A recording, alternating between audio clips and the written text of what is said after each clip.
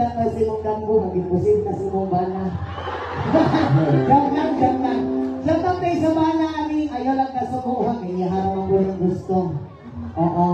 O sumabot mo siya lang ay magpapilahan. Ayos ka talaga! Pero natin kay bana. Wala ka na nang isayahan niya ito na biro. Ay nananghit ka. O sayang ingon. Kasabang ng tayo. Asa sa nangisya na ningon ka musapang ka sa buka. Ito to. Halimbawa, ingani.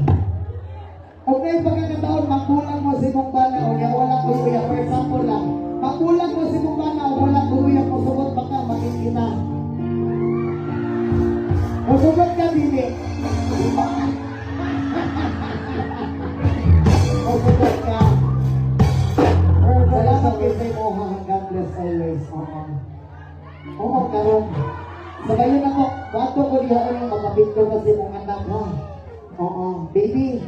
Imong pamaon, nag-ilan-ilan. Oo, tulog na. Oo, matulog na, nagbalik ko niya ha. Update ka ninay.